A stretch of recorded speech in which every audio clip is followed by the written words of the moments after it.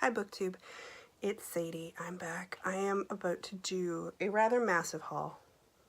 So grab a drink, grab a seat. This is a couple months in the coming and I apologize for the length. I'm going to try and bash through it. First off, I got an ARC copy of The Perfume Burned His Eyes, which is a book written by Michael Imperioli, who, if you ever watched The Sopranos, he played Christopher Moltisanti. Or Maltasanto. So, I'm interested in reading this. Apparently it's vividly imagined, as Joyce Carol Oates says. It's put out by Akashic Books. This is about a teenage boy who has interactions with the ghost of Lou Reed. And I do love Lou Reed and the Velvet Underground, so I'm interested to see how he deals with this. Or is it... I'm not sure if it's the ghost of Lou Reed or if it's actual Lou Reed. Either way, it's not a very big book. Looking forward to it. And of course I didn't take the price tag off of this one, which I will now do because I hate tags. I picked up Beartown by Frederick Backman.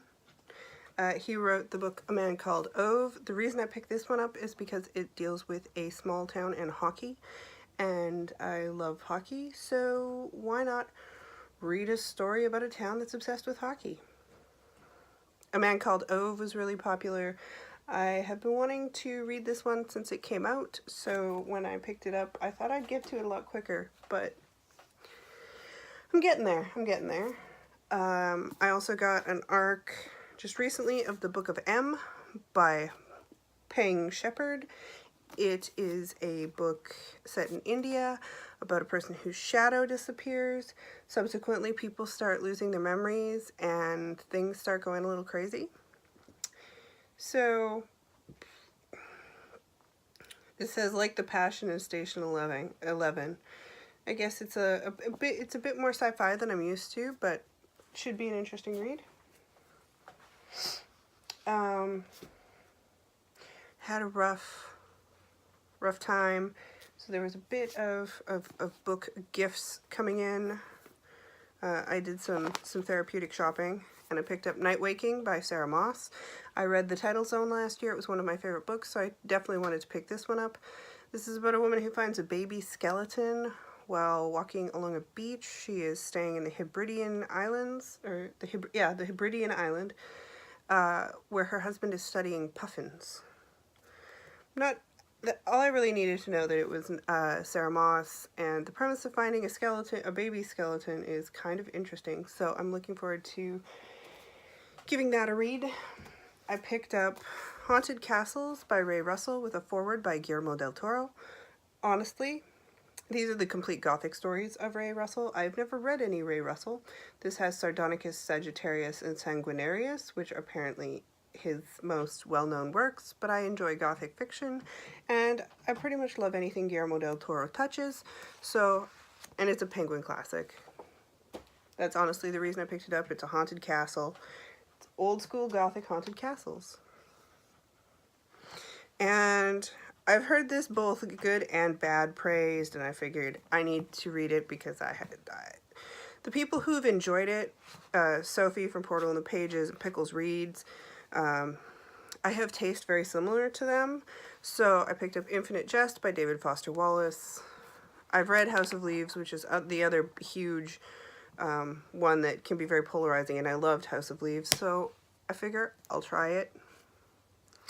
It's massive though, so that's going to be an undertaking, and it will probably take forever. My husband picked me up a few books. He got me The Graveyard Apartment by Mariko Koike, which is a Japanese horror about a couple that end up buying an apartment that is located in a graveyard. And crazy crap ensues, as all Japanese horrors. I look forward to it. It's a little over 300 pages. This is the hardcover. So I was really thankful to the hubby for that one. He also picked me up The Red Tree by Caitlin R. Kiernan. I also have The Daughter of Hounds that I haven't read by her. I have read Silk, Threshold, Low Red Moon, and Murder of Angels. I have not read Daughter of Hounds. I own a copy, and now I have The Red Tree, so I have to get going on those. I do love Kiernan's work. It's kind of like not hi-fi, sci-fi fantasy horror. It's very wonderful. It's, I've really enjoyed it. It usually takes place in the South. This one is set in Atlanta. And there's an unfinished manuscript and an anthropologist. Caitlin R. Kiernan also puts in a lot of anthropology. I believe she's archaeologically trained. So there's in Silk and Threshold and Low Red Moon, there's some archaeologists running around, and I enjoy all of that. So looking forward to that one. It's not huge. It's 367 pages, mass market paperback. I've seen this one running around, and I did want to read some more German stuff, so I got Goethe's The Sorrows of Young Werther in the Oxford World Edition, the Oxford University Press edition, Oxford World's Classics, a translation by David Constantine. It's not a very big book, but I've heard it's really good. I picked it up mostly because Mel from Mel's Bookland Adventures had mentioned this one as one of the ones for German books that she recommended. I put a bunch of them on my wish list, so I pulled that one first. And this is the story of a sensitive young artist alienated from society. Who doesn't love a good alienated artist every now and then? The last book I picked up in the buying spree was this massive beast, which is the Brontes' Wild Genius on the Moors, the story of a literary family by Juliet Barker. It is a huge book, but look at all those glorious notes. Like, all these are notes. I believe it's well over 1,000 pages. If you count the notes, it's definitely over 1,000 pages. If you don't count the notes, it's 979 pages. But either way, I look forward to reading this. I love reading about the Brontes. I love reading the Brontes. And how can you go wrong with a giant book about Brontes? You just can't. I recently reread Jane Eyre. I want to do a reread of a lot of them. I picked up several volumes of Princess Jellyfish, but I've read all of them now. So I'm probably just going to talk about those in my April wrap-up. I also picked up about 5 right there, that little stack there. Sailor Moons, which I'm going to reread the whole series. I have 1 left to get, and then I have the whole series again. So, of manga. But I picked up Kitchen Princess Omnibus by Natsumi Ando, a story by Miyuki Kobayashi. And if you've ever seen the anime Food Wars, this sounds a lot like it has a similar premise. She goes to a cooking academy for love, which is not the same as Food Wars. He goes to a cooking academy to, you know, become a man and be as good as his father. But so she goes to the cooking academy for love, and it's a foodie meets anime manga kind of deal, and there's recipes in it. I kind of picked it up on a whim because I needed something light and fluffy to read, so I'm hoping that this is what I need, in which case there's a couple of them out and I'll keep going. Because I tend to binge a manga or an anime in one sitting, which is probably what I'll do with the Sailor Moons. I picked up 2 books at Goodwill. The Dinner by Herman Koch. Koch? I'm not sure how you say that. Which, of course, is about a family having dinner in Amsterdam, and their sons have committed an atrocity of some kind. Don't know if it says on the back. But either way, I like the idea of parents examining what their children are doing, or to what extent we put the parents and their discussions and everything.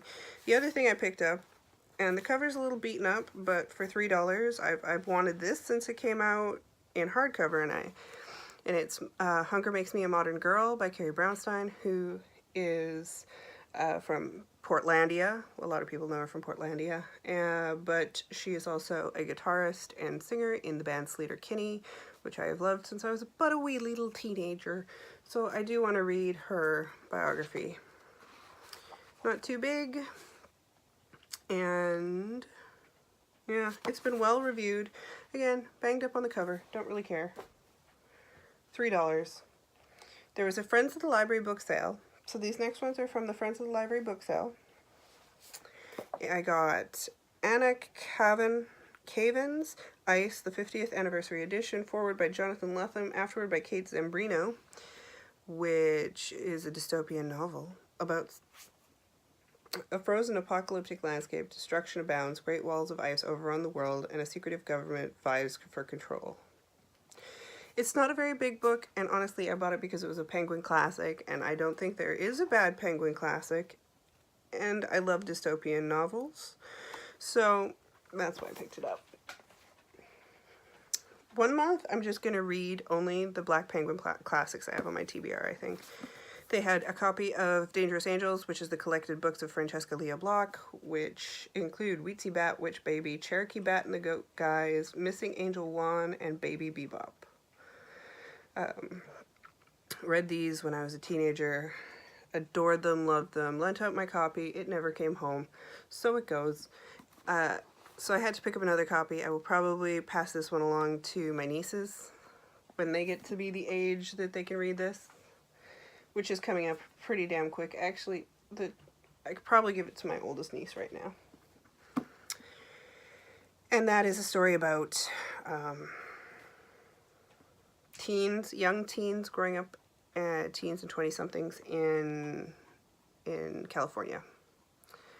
And it's, you know, it's a manic pixie dream girl kind of deal, and it's wonderful. And I have a friend who is my witch baby, and yeah, so it's just something that as a teenage female I read and I really resounded with, and I can't put it into words because it's been so long since I've read it that a lot of it just escapes me, but I'll reread it probably before I pass it along. Then a brand new copy of The Way We Live Now by Anthony Trollope. It was $1. It's not part of any of the novels. I think I'll probably still start with one of the other novels, but for $1 I figured if I like things I'll continue with it. And this was also $1, and I picked it up. I've heard mixed reviews about it, but I also know that this author can be really good, and it's In the Miso Soup by Ryu Murakami, which is a Japanese horror.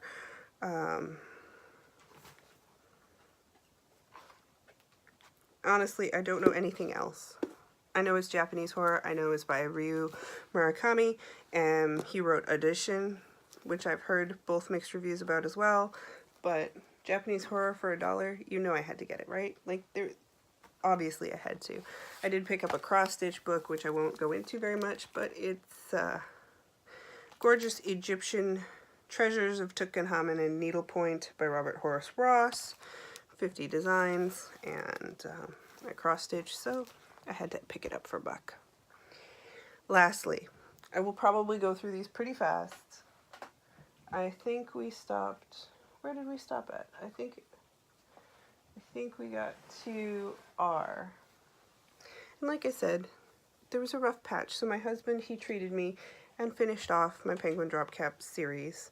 So I will now proceed to show you R through Z, or Z. Canadian, I say Z. And I don't know very much about the book, so I'm just going to give you the title and what they're called and show them to you. So I've got Salman Rushdie's Haroun and the Sea of Stories, which I've read before. That one's kind of a head trip. I've got John Steinbeck's Cannery Row.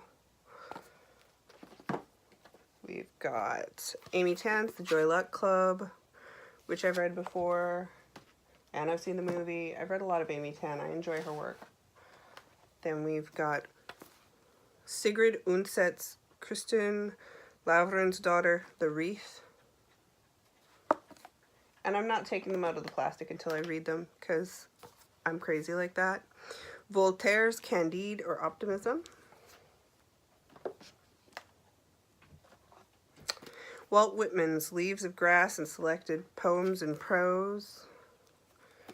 I think the poem ones are going to take me a while to get through because I don't generally read a lot of poetry in one sitting.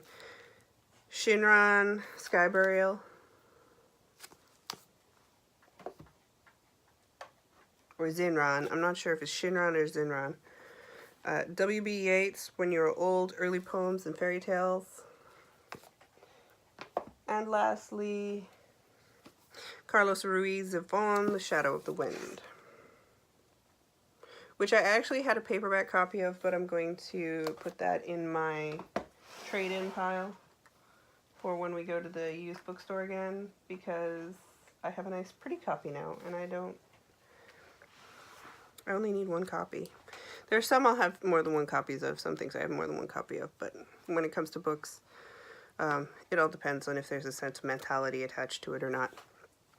So those are everything I've gotten from March and April. May is my birthday month, so it could get a little hairy. But I wanted to do this update before it got even more out of control. And yeah, I don't think that's that rough. But I will see everybody soon. I will have my April wrap up and, of course, more to show. Bye.